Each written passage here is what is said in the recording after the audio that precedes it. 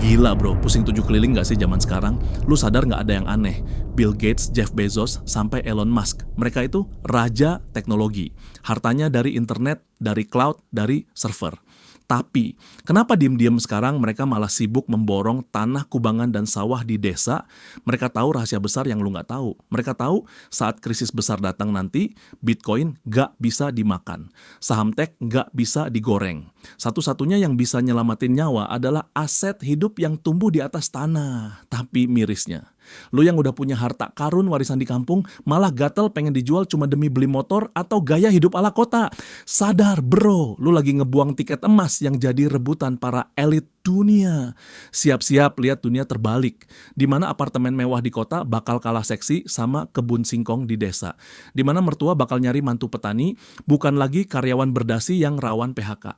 Di video ini gue bakal bongkar kenapa tanah adalah satu-satunya jalan lu buat jadi konglomerat baru di tengah krisis pangan dunia. Tapi sebelum kita bedah, amankan dulu posisi lu. Tekan tombol subscribe dan nyalain loncengnya. Sekarang juga. Kenapa? Karena ilmu pertahanan aset kayak gini gak bakal diajarin di sekolah manapun. Biar kita pinter bareng, biar kita selamat bareng. Udah? Oke, kita gas.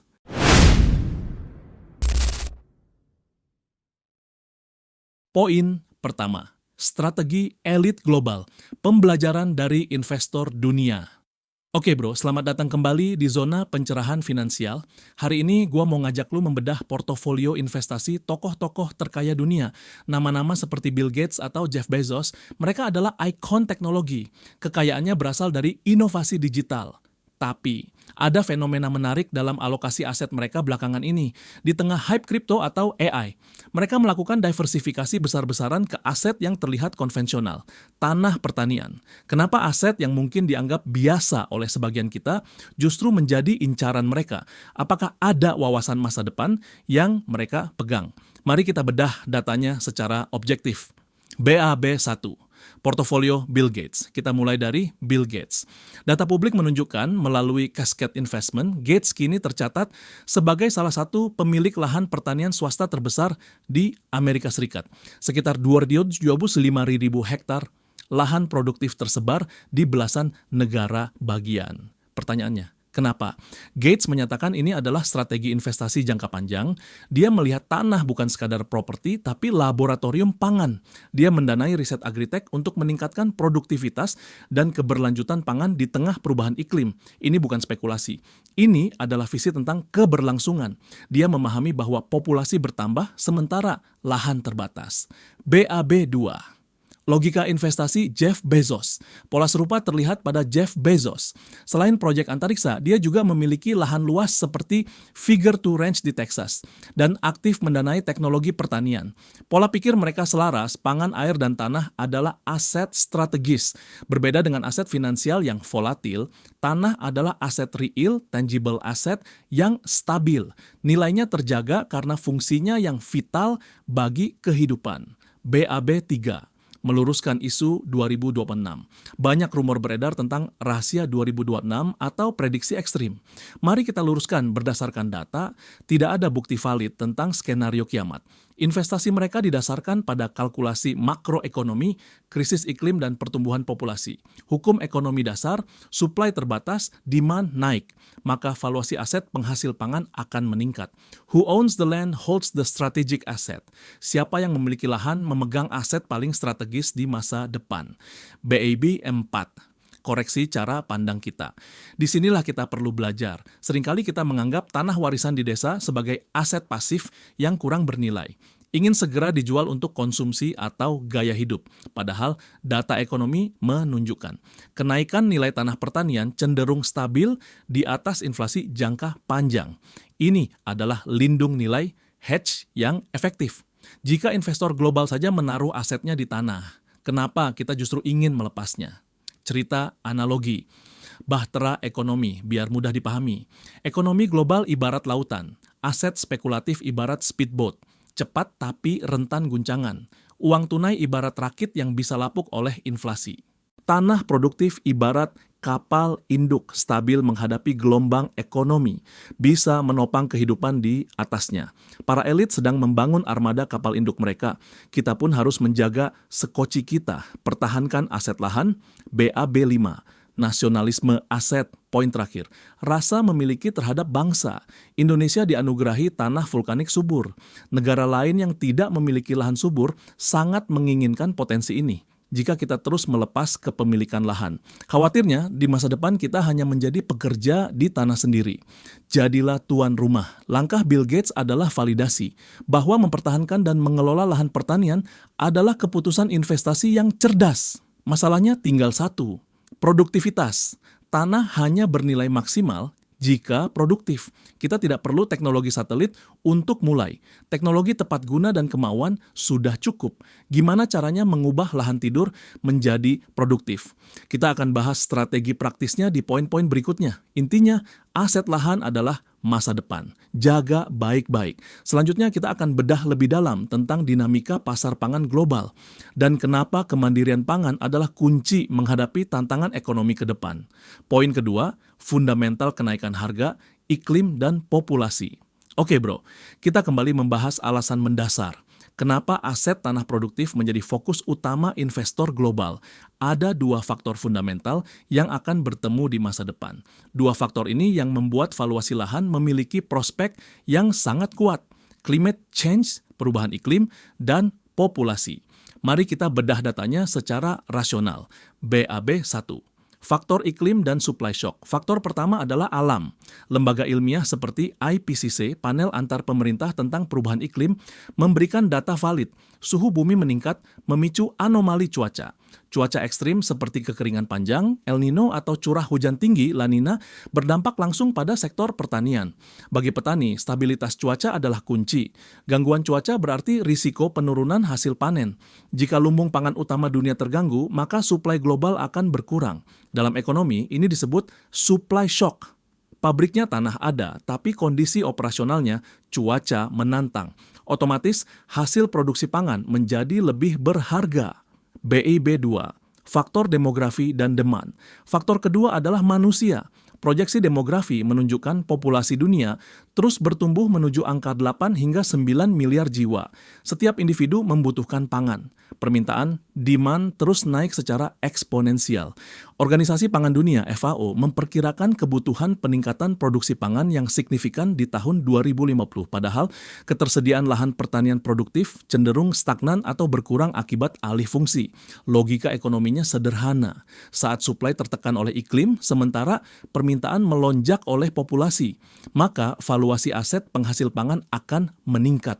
Bukan soal harga nominal yang naik 1000% dalam semalam, tapi nilai intrinsik dan daya tawar, bargaining power, pemilik lahan yang menguat. BAB 3, aset pasif vs aset produktif. Mari bandingkan dua jenis aset properti komersial, apartemen ruko, versus aset lahan produktif. Properti komersial memiliki biaya pemeliharaan, maintenance cost, IPL, pajak, listrik. Jika tidak disewakan, aset ini membebani arus kas, liability. Sementara lahan produktif bekerja dengan alam, menghasilkan panen berkala, memberikan arus kas positif, aset. Di masa tantangan ekonomi, aset yang menghasilkan kebutuhan dasar, pangan, memiliki ketahanan lebih tinggi dibanding aset gaya hidup.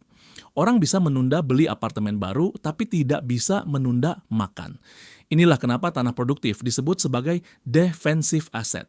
Cerita emosional. Pak Harun dan Roni, biar relevan. Gua ceritain kisah ilustrasi Pak Harun dan Roni. Roni memilih menjual aset tanah warisan untuk membeli apartemen di kota. Mengejar gaya hidup modern, Pak Harun memilih mempertahankan lahan pertaniannya. Saat terjadi volatilitas harga pangan akibat gangguan suplai, biaya hidup di kota melonjak. Roni merasakan tekanan pada pengeluarannya. Sementara di desa, Pak Harun memiliki kemandirian pangan, lumbungnya cukup, bahkan bisa berbagi dengan keluarga. Suatu hari Roni menyadari di tengah ketidakpastian, aset Pak Harun memberinya rasa aman yang tidak bisa diberikan oleh tembok apartemen mewah. Kekayaan sejati adalah ketahanan.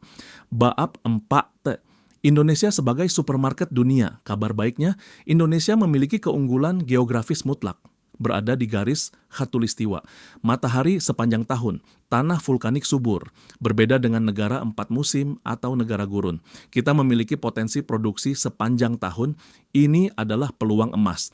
Indonesia berpotensi menjadi lumbung pangan global. Pemerintah sedang mengakselerasi infrastruktur pertanian. Tugas kita adalah menjaga aset produksinya. Jangan biarkan lahan produktif beralih kepemilikan ke pihak asing yang melihat potensi ini. Kita harus menjadi tuan rumah yang berdaulat. Patriotisme ekonomi dimulai dari mempertahankan sejengkal tanah kita. Kesimpulan bagian ini. Jadi bro, tahun-tahun mendatang adalah momen koreksi nilai. Aset yang dulu dianggap biasa akan menjadi primadona. Fakta iklim dan populasi adalah sinyal agar kita bersiap. Jadikan tanah di desa sebagai perisai ekonomi keluarga. Namun kita harus waspada. Karena potensi ini begitu besar, kompetisi kepemilikan lahan akan semakin ketat. Ada dinamika investasi global yang mengincar aset-aset strategis di negara berkembang. Gimana pola pergerakannya dan cara kita menghadapinya? Gua bakal bahas di poin berikutnya. Siap-siap memahami peta persaingan aset global. Poin ketiga, dinamika investasi asing, kompetisi pangan global. Oke bro, kita masih membahas strategi masa depan. Tadi kita melihat perspektif investor individu global. Sekarang mari kita zoom in ke level regional. Melihat bagaimana negara-negara tetangga kita mengatur strategi ketahanan pangan mereka.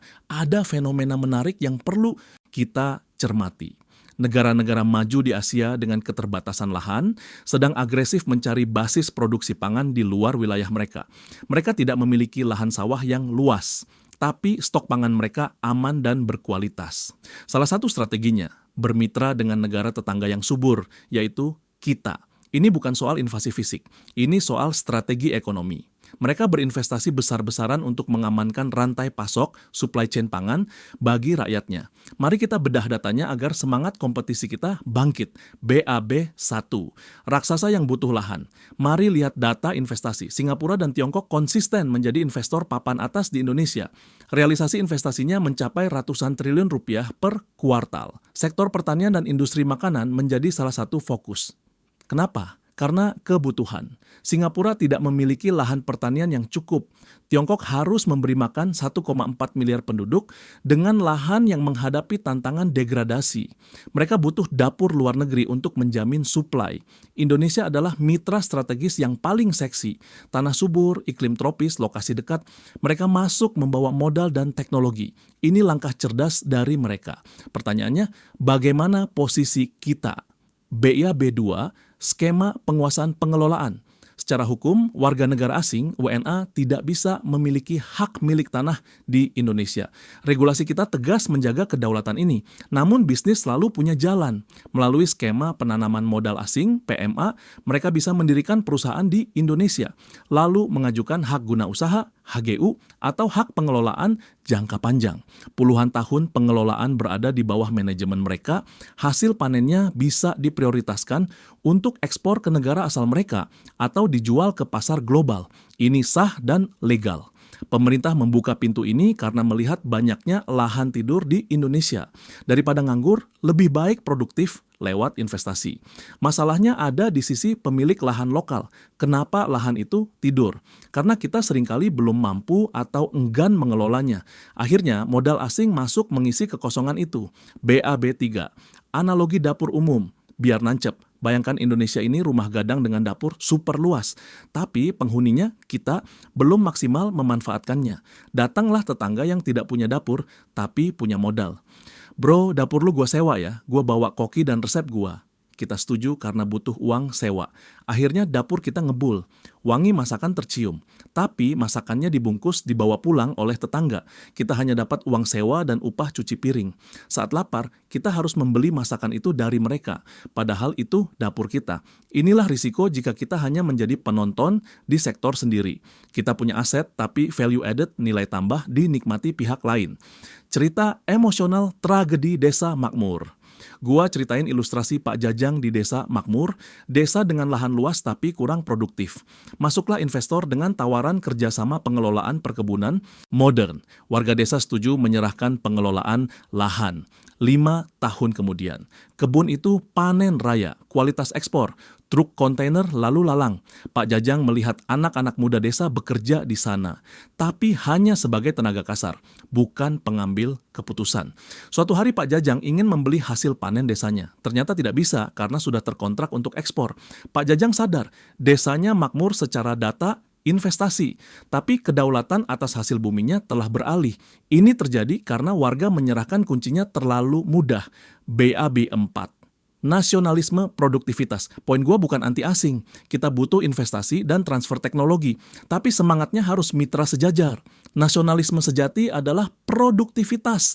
Jika lu punya tanah tidur, bangunin, kelola sendiri atau bermitra dengan posisi tawar yang kuat. Pelajari teknologi mereka, terapkan di lahan sendiri. Jangan biarkan kita hanya bermental penjual tanah. Itu sama saja membuka jalan bagi hilangnya kedaulatan pangan lokal. BAB 5. Visi pemain utama menuju Indonesia Emas 2045. Kita harus menjadi lumbung pangan dunia yang berdaulat. Negara lain boleh bermitra, tapi syaratnya kita yang kelola, kita yang dapat nilai tambah maksimal.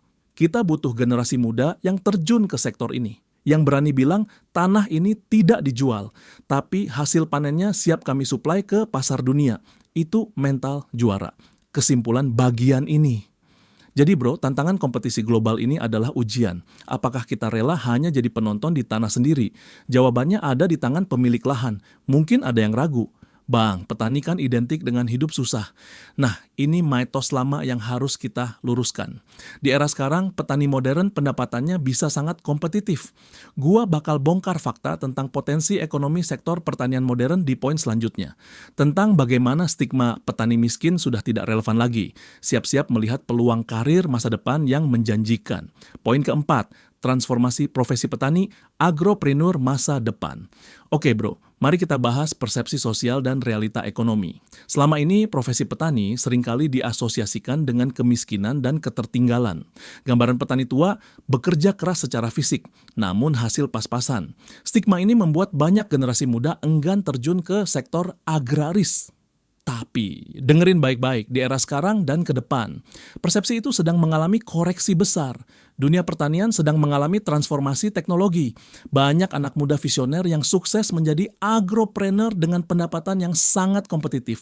Mari kita bedah kenapa sektor ini menjadi primadona baru. BAB 1. Masalah lama dan solusi baru. Harus diakui, data statistik masa lalu menunjukkan tingkat kesejahteraan petani konvensional memang menantang. Masalah utamanya adalah skala kecil, akses pasar terbatas, dan minim teknologi. Petani gurem dengan lahan sempit, ketergantungan pada perantara, dan metode manual yang mahal. Wajar jika hasilnya belum optimal. Namun, sekarang rules of the game berubah, era pertanian 4.0 atau smart farming hadir, teknologi seperti IoT, Internet of Things, sensor tanah, dan drone pertanian semakin terjangkau. Apa dampaknya? Efisiensi. Kementerian Pertanian dan pakar industri mencatat, penerapan teknologi tepat guna bisa menekan biaya produksi dan meningkatkan presisi hasil panen. Jika biaya turun dan produktivitas naik.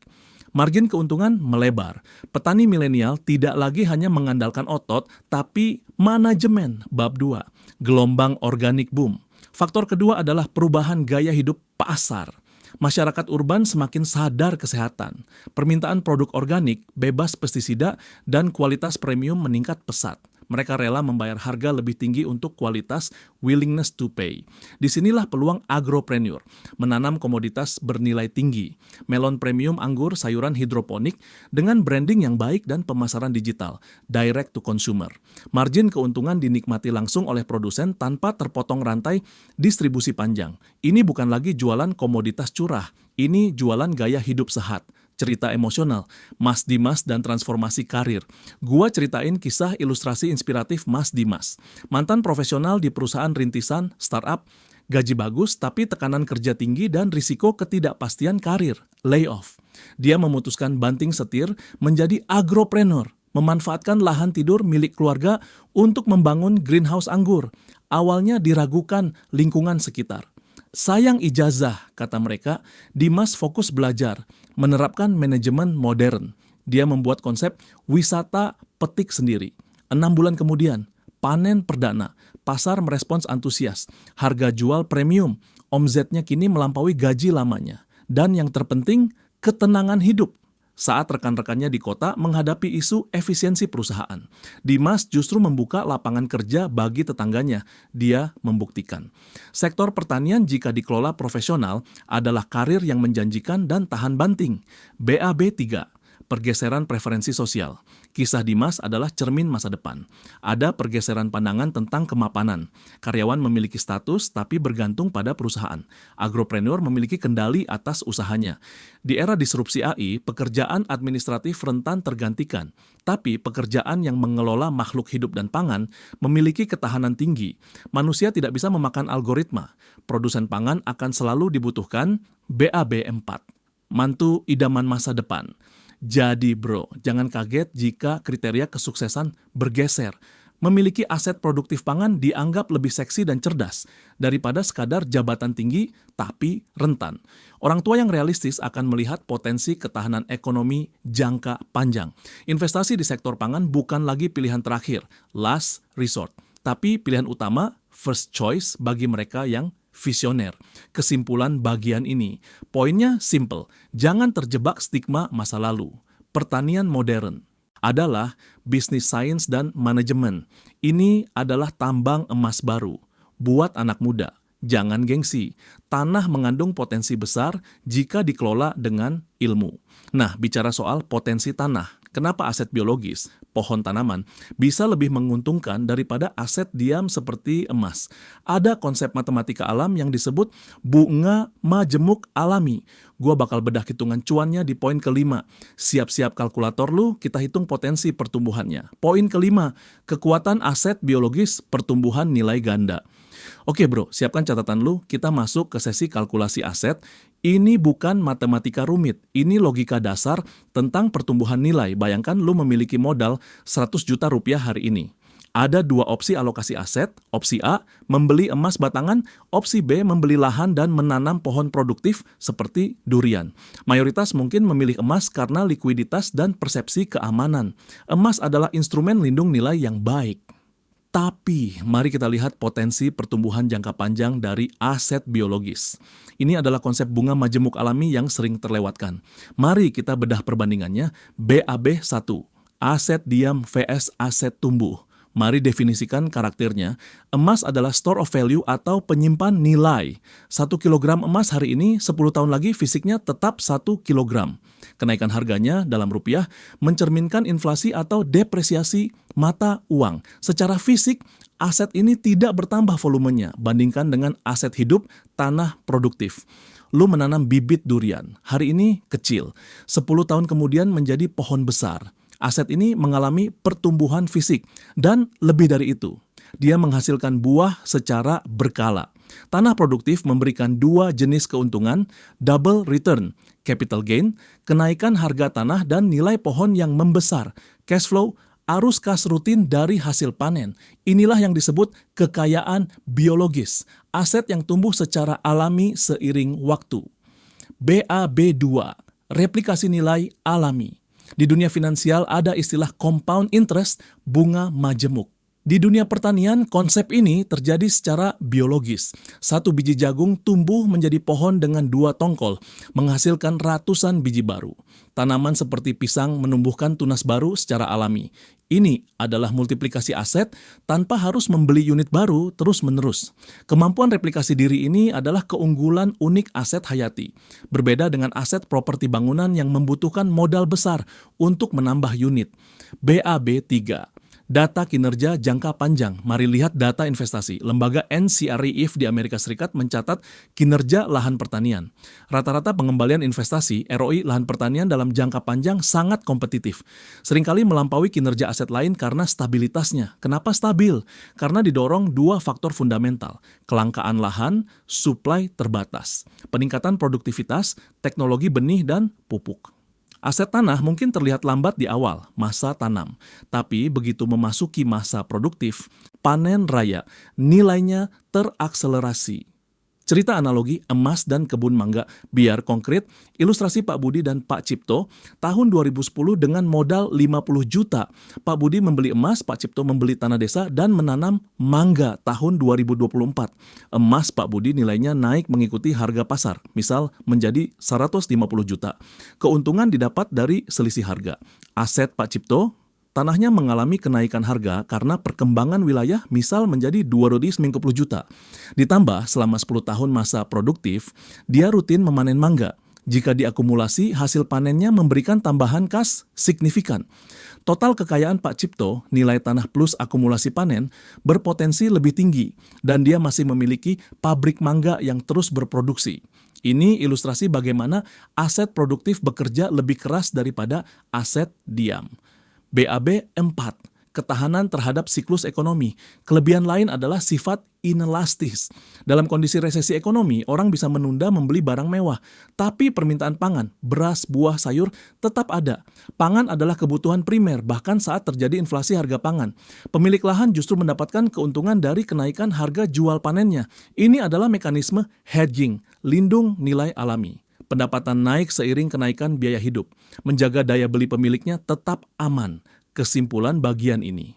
Jadi bro, untuk strategi jangka panjang, legacy. Pertimbangkan diversifikasi ke aset hidup.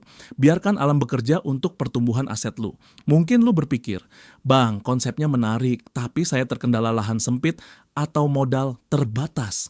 Gimana caranya mulai tanpa harus punya hektaran? Tenang, itu tantangan yang ada solusinya. Di era modern, produktivitas tidak selalu butuh lahan luas. Ada konsep bank hidup skala rumahan. Gimana cara menyulap lahan terbatas menjadi produktif. Kita akan bahas strategi praktisnya di poin berikutnya. Siap-siap, ini jembatan menuju aksi nyata. Poin ke-6, konsep bank hidup. Intensifikasi dan rekayasa lahan. Oke bro, kita sudah sepakat bahwa tanah adalah aset strategis. Tapi ada satu syarat mutlak agar potensinya maksimal. Satu kata kunci, produktif. Memiliki tanah tapi tidak dikelola, sama dengan memiliki mesin yang tidak dinyalakan. Nilainya tidak optimal. Makanya gua kenalin konsep bank hidup. Bayangkan lu punya bank sendiri di halaman rumah. Isinya bukan kertas tapi aset biologis yang terus tumbuh dan memberikan dividen berupa hasil panen. Bank ini beroperasi secara alami. Mungkin lu menghadapi kendala, Bang, tanah gua sempit, atau tanah di daerah gua kurang subur.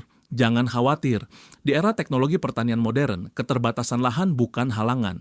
Kita bisa mengubah kendala menjadi peluang dengan strategi yang tepat. Mari kita bedah solusinya. BAB 1. Filosofi produktivitas per meter. Pertama, ubah pola pikir. Pertanian tidak harus identik dengan lahan hektaran. Di zaman sekarang, densitas atau kepadatan lebih penting daripada luas. Luas tanah 10 meter persegi yang dikelola intensif bisa lebih bernilai daripada lahan luas yang terbengkalai. Rumus bank hidup sederhana, lahan plus. Tanaman bernilai tinggi plus teknologi tepat guna kemandirian. Jangan biarkan ada sejengkal tanah pun yang menganggur. BIB 2, solusi lahan sempit, urban farming. Buat lu yang di kota dengan lahan terbatas. Strateginya adalah vertikal dan nilai tinggi. 1. Vertikultur dan hidroponik. Jika tidak bisa menanam ke samping, tanamlah ke atas. Gunakan rak susun, pipa instalasi atau dinding wall gardening. Teknologi ini melipat gandakan area tanam di lahan yang sama. 2. Tanaman bernilai tinggi. High value crops. Jangan menanam komoditas murah di lahan sempit. Pilih yang bernilai jual tinggi. Sayuran premium, kale, selada, tanaman herbal, jahe merah, atau buah eksotis. Anggur, melon, golden.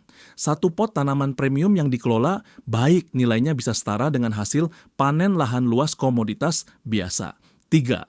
Tumpang sari polikultur.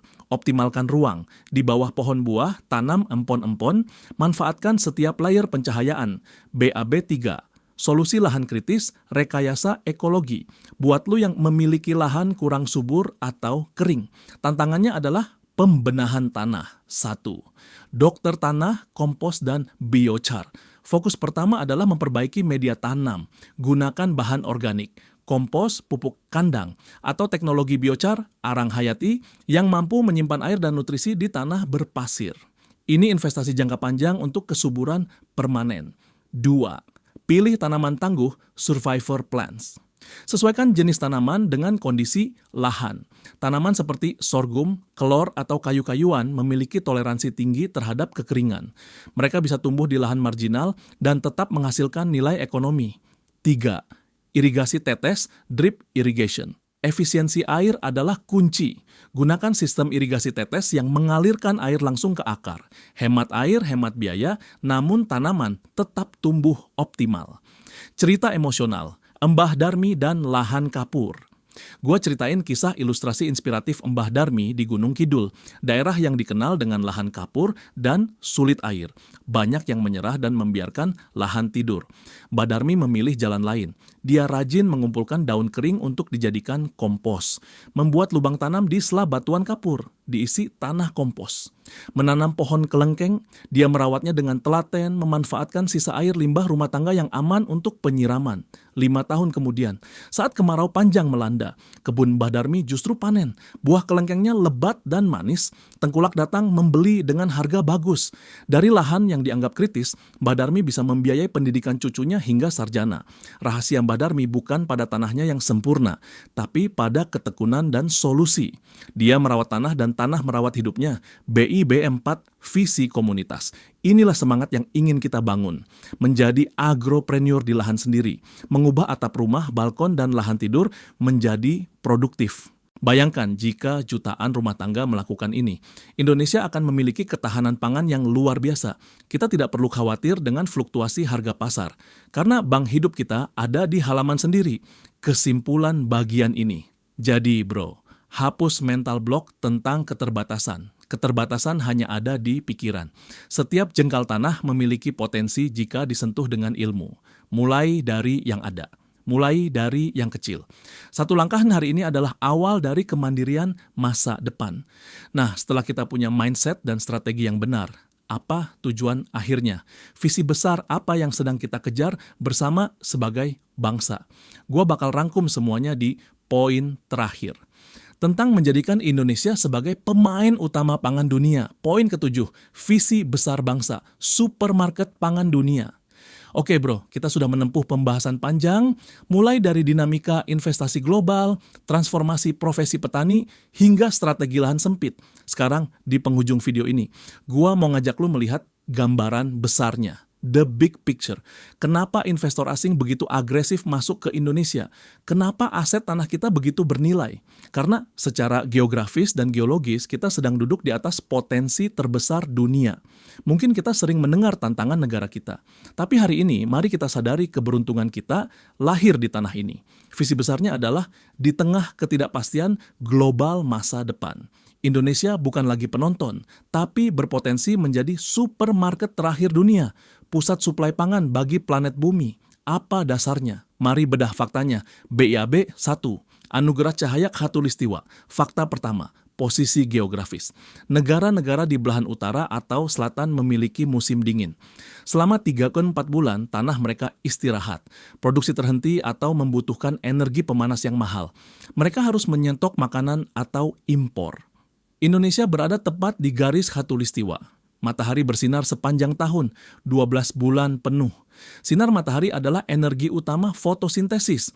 Artinya, pabrik pangan kita bisa beroperasi non-stop 305 hari. Petani kita bisa panen 2 hingga 3 kali setahun. Ini adalah keunggulan komparatif mutlak pemberian Tuhan. Ditambah curah hujan yang relatif tinggi dibanding negara gurun. Kita memiliki modal dasar untuk menjadi lumbung pangan global. BAB 2, kesuburan tanah vulkanik. Fakta kedua, geologi. Indonesia berada di Ring of Fire, banyak gunung berapi.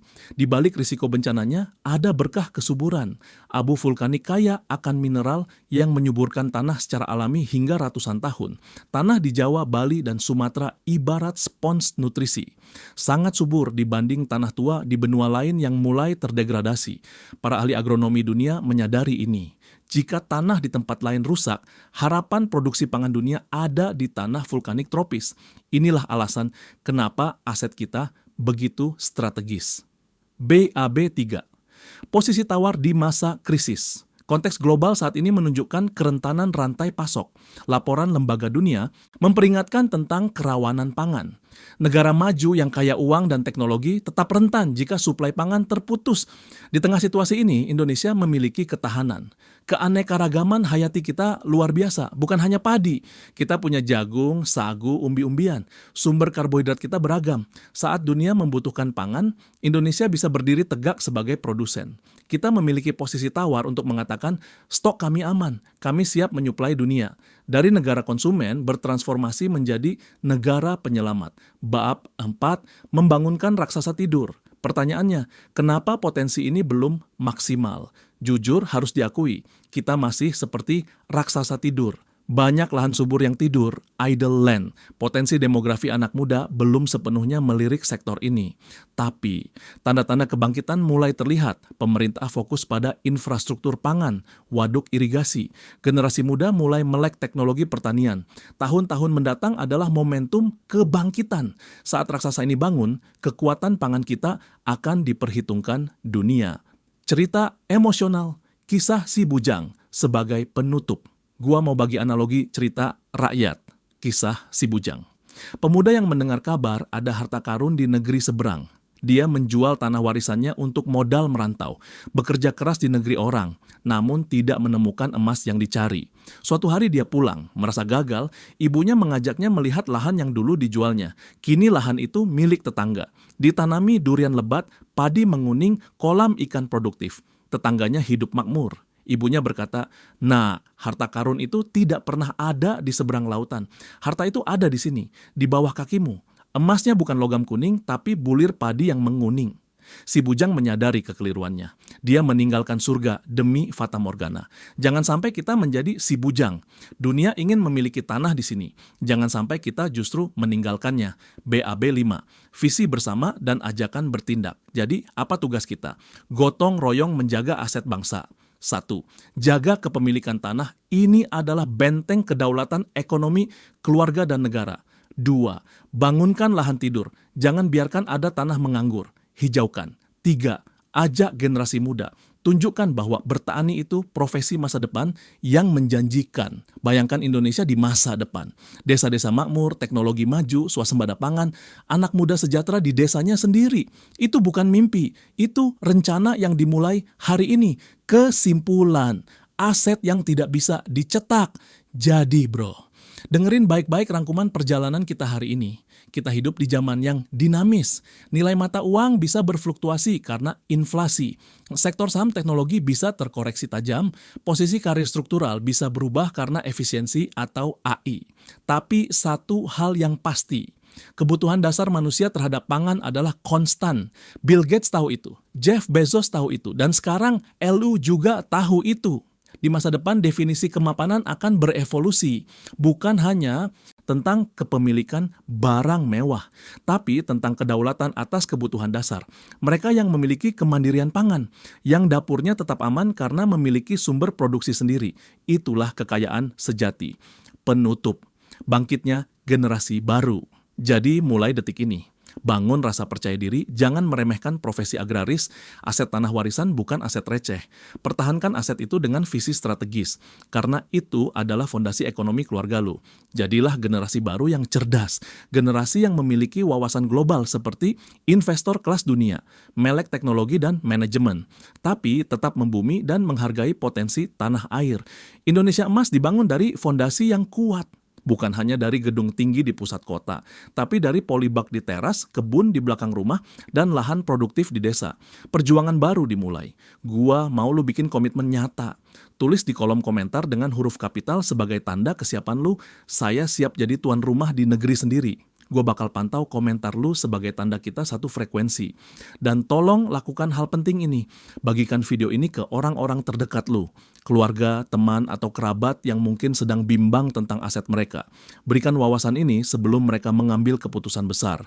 Selamatkan aset keluarga dengan literasi yang tepat. Tekan tombol subscribe dan nyalakan loncengnya. Agar lu tidak ketinggalan analisis strategis berikutnya. Masa depan ada di tangan lu. You are in control. Cabut. Disclaimer penting, video ini adalah analisis edukasi dan wawasan ekonomi, bukan nasihat keuangan mutlak. Keputusan menjual, membeli, atau menahan aset adalah tanggung jawab pribadi sepenuhnya. Lakukan riset mendalam sebelum bertindak. Dinamika data. Analisis didasarkan pada data tren global saat ini. Kondisi ekonomi dan geopolitik dapat berubah. Gunakan informasi ini sebagai referensi strategis. Waspada. Hati-hati terhadap pihak yang mengatasnamakan channel ini untuk kepentingan investasi. Kami hanya berbagi edukasi, bukan menghimpun dana.